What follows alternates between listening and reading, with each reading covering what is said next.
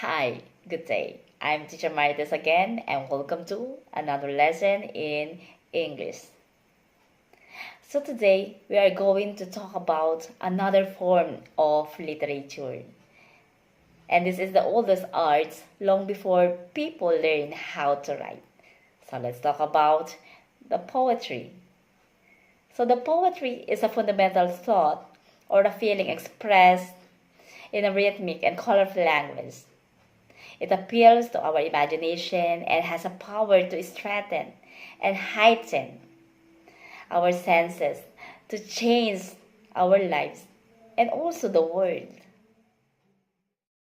Here are the elements of poetry: lines, stanza, rhyme, rhyme scheme, rhythm, free verse, alliteration, imagery, exaggeration, figurative language, onomatopoeia, symbol, mood, tone, style.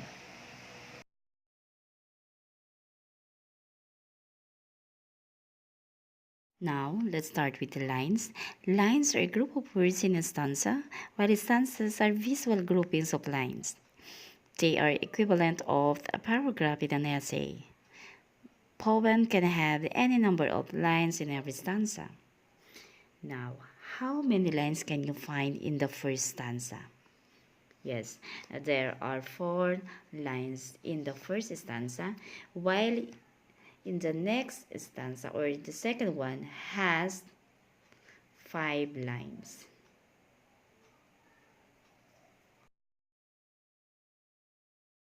Rhyme is a repetition of similar sounding words occurring at the end of lines in poems. Please read the poem and find out what are the rhyming words. Yes, frog and log have similar sound, as bee and me also have the same ending sound. It is important to listen to the sound of the words, not just look at the spelling.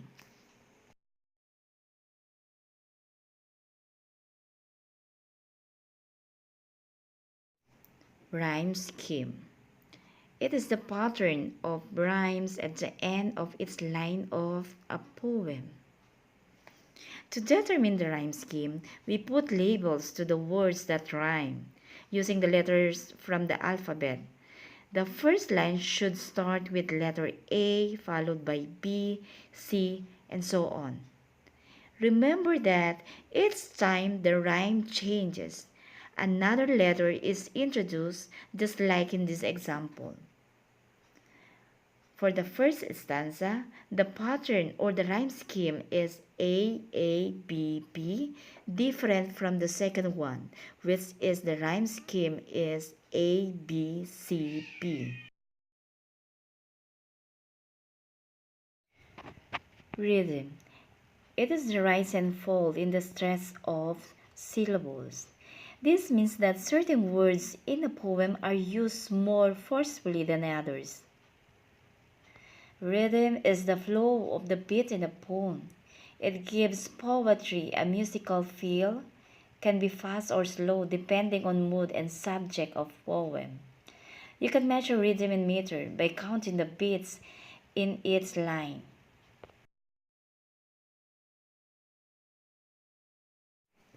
Now let's move to the free verse. Do you know what are the rules in this element?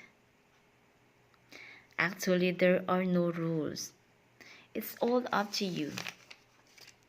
Free verse has no limitation of regular meter or rhythm or rhyme or any particular structure, as long as the writer is stick to the topic and creates the most emotional driven piece.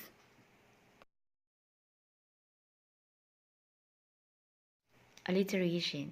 It is the use of beginning consonant sound in a line or verse.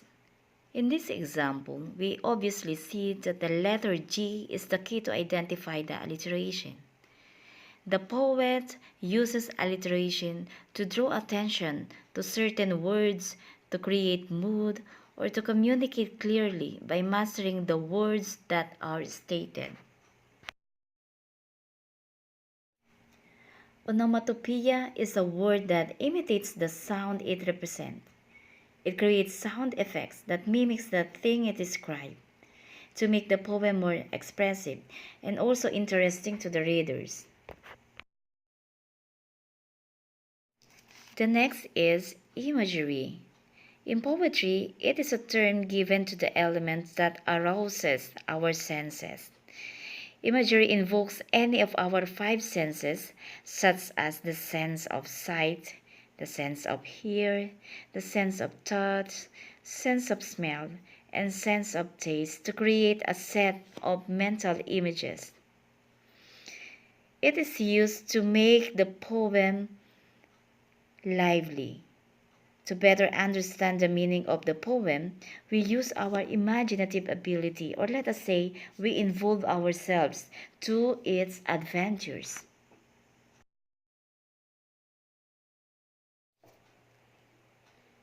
Exaggeration. It is claiming something is greater than it really is. For example, if it said, she cried so long that she made a lake, you would be exaggerating because it is impossible to make a lake just by tears. Exaggeration is also a fun way to write imaginative poetry.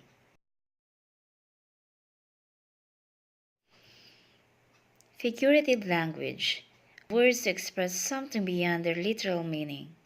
The most common form for this comes when the poets compare one thing to another. Let's read the poem. Dreams. Hold fast to dreams, for it dreams die. Life is a broken winged bird that cannot fly. Hold fast to dreams, for when dreams go, life is a barren field frozen with snow.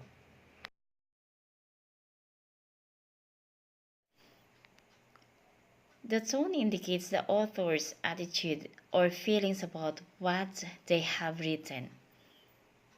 It can be in a tone of surprise, in a tone of suspense, excitement, happiness, anger, sadness, mystery, humor, or annoyance.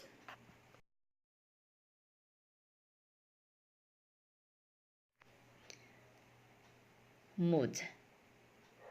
Mood is the atmosphere or emotion in the poem created by the poet, or it is an overall feeling for the audience that the author creates in his writing.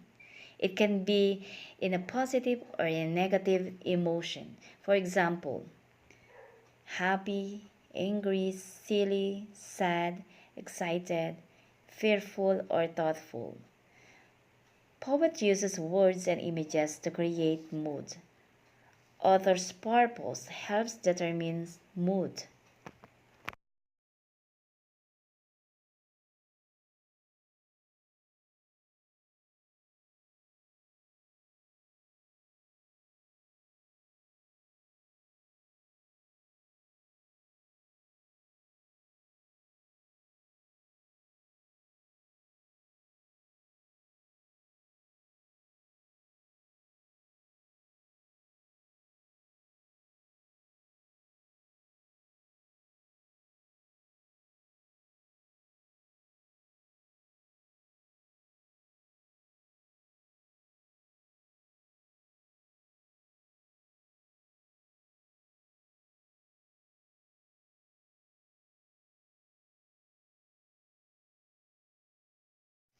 Remember the difference between the tone and mood.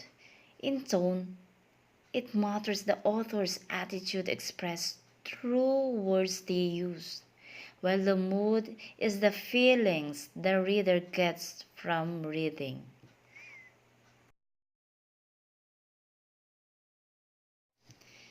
Symbolism is often used to convey a specific meaning to the readers. It signifies ideas and qualities by giving them symbolic meanings that are different from their literal sense.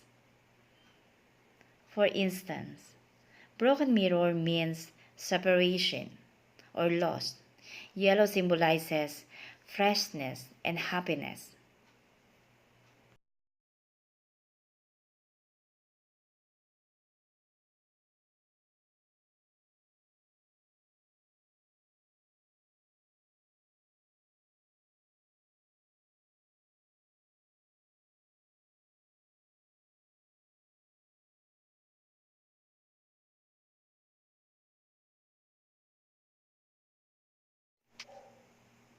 And the last one is the style.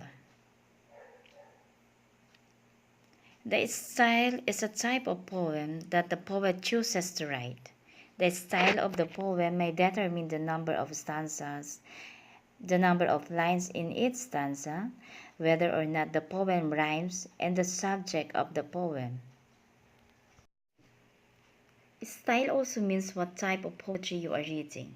Is it a haiku, a ballad, a limerick, a sonnet, an epic, and many other types?